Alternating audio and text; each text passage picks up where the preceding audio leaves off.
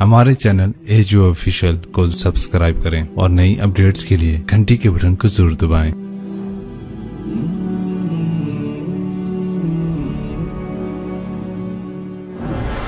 قرآن پاک میں اللہ تعالیٰ نے اکثر اللہ اور رسول کو ساتھ ساتھ ذکر کیا۔ اطیعوا اللہ و اطیعوا الرسول من یطع اللہ و رسولہ۔ کل میں نے تھوڑا سا اس پہ بتایا تھا۔ تؤمنون باللہ و رسولہ، آمنوا باللہ و رسولہ، براءۃ من اللہ و رسولہ، اذان من اللہ و رسولہ، من یعص اللہ و رسولہ، من یشاقق اللہ و رسولہ۔ یہ قرآن میں بے شمار ہے کہ اللہ اپنے ساتھ اپنے حبیب کو لاتا، لیکن چند مقام ایسے ہیں جہاں اللہ اپنے ساتھ والدین کو لاتا ہے، ماں باپ کو لاتا ہے۔ اس کے علاوہ اللہ اور کسی چیز کو اپنے ساتھ ذکر نہیں، یا اپنے ساتھ اپنے حبیب کو ذکر کرتا ہے، یا پھر اس کے بعد اللہ تعالیٰ نے ماں باپ کو اپنے ساتھ ذکر کیا ہے۔ اس میں سے ایک مقام یہ ہے کہ اللہ تعالیٰ فرماتا ہے کہ اللہ کے ساتھ کسی چیز کو شریک نہ ٹھہراؤ اور والدین کے ساتھ احسان کرو، والدین کے ساتھ احسان کرو۔ وَقَضَىٰ رَبُّكَ أَلَّا تَعْبُدُوا إِلَّا إِيَّاهُ وَبِالْوَالِدَيْنِ إِحْسَانًا يَا بُنَيَّ لَا تُشْرِكْ بِاللَّهِ إِنَّ الشِّرْكَ لَظُلْمٌ عَظِيمٌ وَوَصَّيْنَا الْإِنسَانَ بِوَالِدَيْهِ۔ تو اللہ تعبدوا الا اللہ وبالوالدین احسانا، یہ قرآن میں کئی جگہ اللہ تعالیٰ نے اس کو اس طرح ذکر فرمایا کہ اپنے ساتھ والدین۔ تو اللہ تعالیٰ ارشاد فرما رہے ہیں کہ ایک تو میری ذات میں شریک نہ ٹھہراؤ، یہ حرام ہے، اور دوسرا کیا ہے؟ بالوالدین احسان۔ احسان کا کیا مطلب ہے؟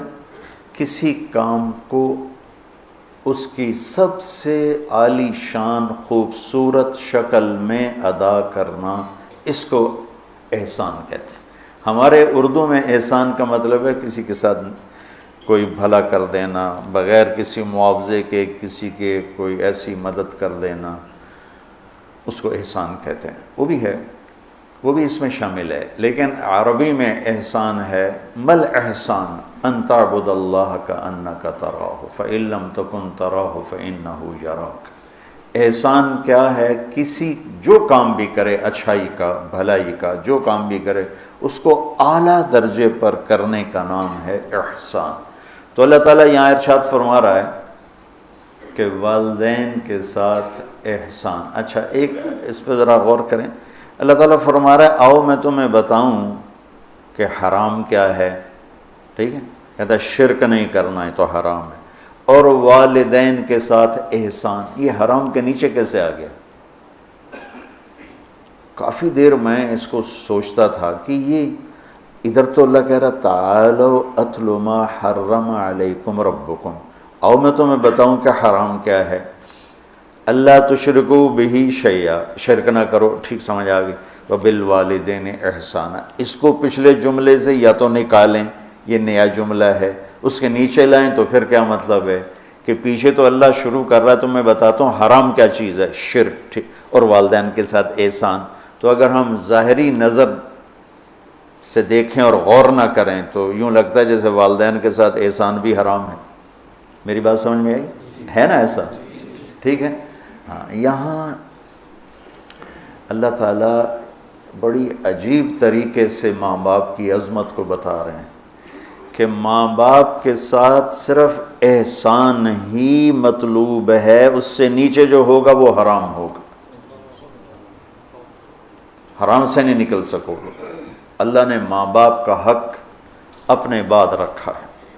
لا تقل لہما اف، جس کو ہم کہتے ہیں بیزاری سے ماں کو کہہ دیا باپ کو کہہ دیا اتنا بھی اللہ تعالیٰ فرما رہا ہے کہ اتنے کی بھی ہم گنجائش نہیں دیں گے ماں باپ کے سامنے۔ میرے نبی نے فرمایا میری ماں ہوتی اور میں عشاء کی نماز کے مصلی پہ کھڑا ہوتا اور سورۃ فاتحہ پڑھ رہا ہوتا اور میری ماں مجھے کہتی محمد، تو میں ماں کی خاطر نماز توڑ دیتا۔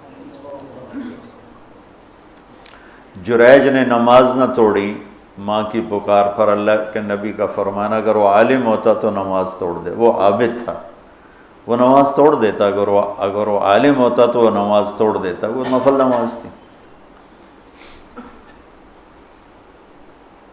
تو اللہ تعالیٰ وَقَضَىٰ رَبُّكَ أَلَّا تَعْبُدُوا إِلَّا إِيَّاهُ وَبِالْوَالِدَيْنِ إِحْسَانًا، کہ تیرے رب کا فرمان ہے، تیرے رب کا اعلان ہے کہ بندگی صرف اللہ کی ہے اور احسان ہے والدین کے ساتھ۔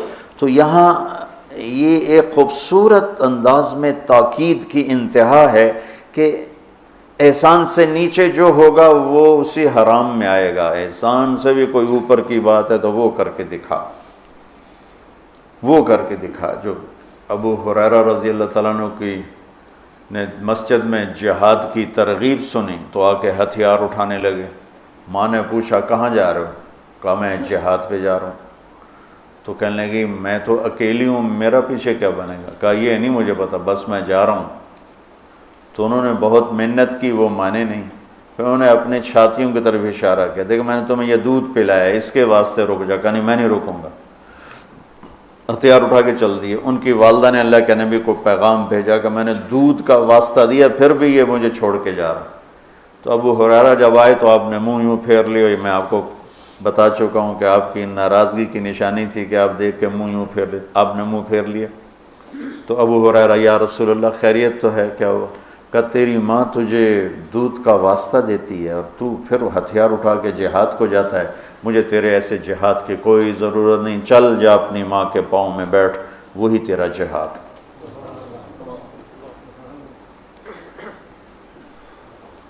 کلاب بن امیہ جہاد میں چلے گئے، والدین دونوں بوڑھے تھے۔ تو امیہ کو جب بتائے بھی نہیں والدین کو، تو امیہ کو پتہ چلا تو انہوں نے شعر کہا اذا دعت الحمامۃ ساق حر الی بیضاتها دعوی کلابا ترکت اباک مرعشۃ یداہ وامک لا تسیغ لها شرابا، کہ تو نے ماں باپ کو اس حال میں چھوڑا ہے کہ ایک کا نوالا اپنے ہاتھوں سے منہ پہ نہیں جاتا اور ایک اپنی طاقت سے اٹھ نہیں سکتا، تو اس حال میں چھوڑ کے تو کہاں چلا گیا؟ حضرت عمر کو پتہ چلا اشعار کا، تو انہوں نے فرمایا کلاب کدھر ہے؟ کہا جی وہ جہاد میں فلاں محاذ پر، کا بلاؤ اسے۔ تو انہیں بلایا گیا، اور جب وہ مسجد میں آئے، کہاں گئے تھے؟ چوری کرنے، ڈاکہ ڈالنے؟ کہاں گئے تھے؟ بولو۔ مسجد میں آئے تو حضرت عمر کھڑے ہو گئے، کوڑا اٹھا کے مار مار مار، کوڑا مارے، اچھا یہ کون سا جہاد ہے بوڑھے ماں باپ کو چھوڑ کر؟ پھر ایک لگائیں، ٹھو، یہ کون سا جہاد ہے بوڑھے ماں باپ کو چھوڑ کر؟ اتنا مارا کہ اس کے سر سے خون نکلنے لگا کہ یہ کون سا جہاد ہے بوڑھے ماں باپ کو چھوڑ کر؟ تو پھر فرمایا جب تک تیرے والدین زندہ تجھے مدینہ سے نکلنے کی اجازت نہیں ہے۔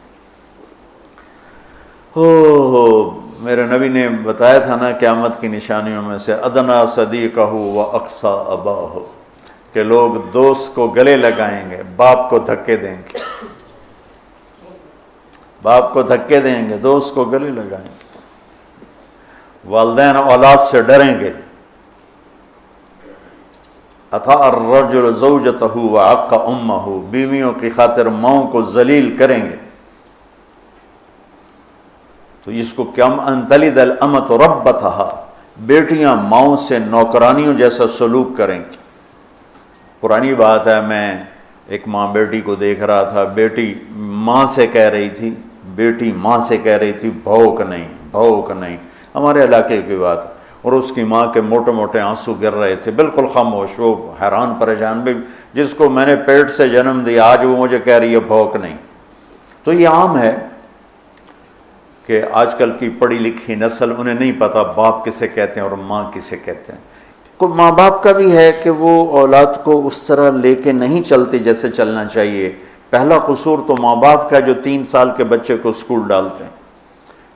محبت کی رسیوں کو کاٹنے والے والدین ہیں، محبت کی جڑوں کو اکھاڑنے والے والدین ہیں جو 3 سال کے بچے کو اسکول ڈال دیتے ہیں اور ماں کی گود سے محروم کر دیتے ہیں، اور وہ بچہ جتنے گھنٹے وہاں رہتا ہے اس کے اندر ایک لاوا پکتا رہا. چونکہ میں ہاسٹل لائف گزار چکا ہوں, مجھے اس کا خود ذاتی تجربہ ہے. حالانکہ میں تو 11 سال کی عمر میں لاہور گیا. میرے والد مجھے ڈاکٹر بنانا چاہتے تھے, تو لاہور کے بڑے عالی شان اسکول سینٹرل ماڈل میں داخل کروایا. ہاسٹل لائف 11 سال کی عمر, میرا رو رو کے برا حال. 3 سال میں روتا رہا, پھر میرا دل پتھر ہو گیا. والدین کے لیے میری محبت مرتے دم تک پھر بیدار نہ ہو سکی. ہاں, تبلیغ میں لگنے کے بعد میں ان کا ادب, احترام, خدمت, سامنے نہیں بولنا, پوری اپنی جاں فشانی کے ساتھ ان کی خدمت, لیکن میرے دل میں ان کے لیے محبت کی شمع نہیں جل سکی کہ انہوں نے اسے خود بجھایا تھا. تو اس میں والدین آج کل بہت روتے ہیں, لیکن اس میں ایک بہت بڑی وجہ خود والدین بھی ہیں کہ وہ بچوں کو وہ ٹائم جو پہلے 10 سال والدین بچے کو دے دیں, ساری زندگی بچہ والدین کو دے دے, اور 3 سال کے بچے کو دھکا دے دیا. اب تو اسکولوں کا اشتہار ہے 18 ماہ کا بچہ بھی لے لیں, میں جمدے نال ہی لے لو, ماما نے چھٹی دے دے, میں جم کے تھوڑی جھولی چ پا دوں. یہ میں کیا کروں, میرے دیس کا ڈاکٹر بھی تاجر ہے, وکیل بھی تاجر ہے, اور یہ علم والے بھی تاجر ہیں. جب کسی قوم پہ زوال آتا ہے تو ہر شعبے پہ آتا ہے. جب علماء تجارت دین کو بیچ رہے ہیں تو باقیوں سے کیا گلا, جب ممبر ہی بک گیا ہے تو پیچھے کیا گلا. سارے ایسے نہیں ہیں, سارے وکیل ایسے نہیں, سارے ڈاکٹر ایسے نہیں, سارے علماء ایسے نہیں. یہ اکثریت کی بات ہے. ہر طبقے میں چونکہ شر غالب ہے تو ہر طبقے میں وہ غالب ہے. تو میرا رب کہتا ہے کہ ایک میری ذات میں شریک نہ ٹھہراؤ, اور ایک والدین سے احسان سے نیچے ہمیں قبول نہیں. احسان تک پہنچو گے تو قبول ہوگا. آپ جنت میں تشریف لے گئے تو قرآن کی تلاوت سنی. آپ نے فرمایا کون کر رہے تلاوت؟ انہوں نے کہا جی حارثہ بن نعمان ہے. کہا ہے حارثہ بن نعمان؟ وہ تو مدینے میں ہے. کہ وہ ماں کا خدمت گزار ایسا ہے کہ جب قرآن پڑھتا ہے ساری جنت کو سنایا جاتا. وہ ماں کے کیسے خدمت گزار تھے کہ ماں کے کپڑے خود دھوتے تھے, بیوی سے نہیں دھلواتے تھے. ماں کے لیے سالن روٹی خود بناتے تھے, بیوی سے نہیں بنواتے تھے. ماں کے سامنے بیٹھ کے ان کو روٹی ہاتھوں سے کھلاتے تھے, ان کو خود نہیں کھانے دیتے تھے. ماں کے سر میں تیل لگاتے تھے, کنگھی کرتے تھے, جوئیں نکالتے تھے. یہ سارا کام وہ کرتے تھے. 2 صحابہ کے بارے میں آتا ہے کہ والدین ماں کی وہ خدمت کی جو کوئی نہیں کر سکا. ایک حضرت عثمان اور ایک حضرت حارثہ بن نعمان. عثمان بن عفان اور حارثہ بن نعمان.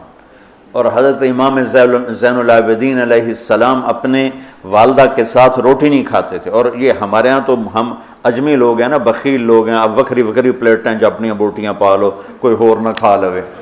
تو عرب کٹھا کھاتے تھے, کٹھے بیٹھ کے کھانا آج بھی تہذیب ہے. ہم نے قطر کے بادشاہ کے دسترخوان پہ کھانا کھایا, وہ اور لوگوں کے ساتھ مل کے بیٹھ کے کھا رہا تھا.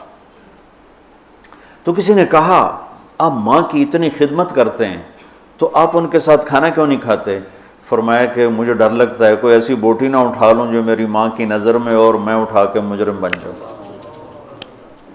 کہ وہ میری ماں کی نظر میں ہو اور میں اس سے پہلے اٹھا کے کھا لوں تو کہیں میں ماں کا مجرم نہ بن جاؤں, اس لیے میں ساتھ نہیں کھاتا ہوں. کسی نے حضرت علی سے پوچھا حسن آپ کے بیٹے کیسے ہیں؟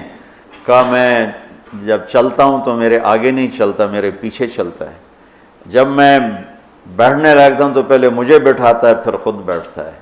اور جب میں گھر میں کمرے میں ہوتا ہوں تو گھر کی چھت پہ نہیں چڑھتا کہ باپ سے اوپر نہ ہو جاؤں. تو آج والدین بہت ذلیل ہیں اولاد کے ہاتھوں, بہت دکھی ہیں اولاد کے ہاتھوں, اور ان کی جو فریادیں وہ عرش کو ہلا دیتی. تو اپنے ماں باپ کی راحت بننا, ٹھنڈک بننا, خوشی بننا, یہ میرے رب کا پیغام ہے کہ وَبِالْوَالِدَيْنِ احسان.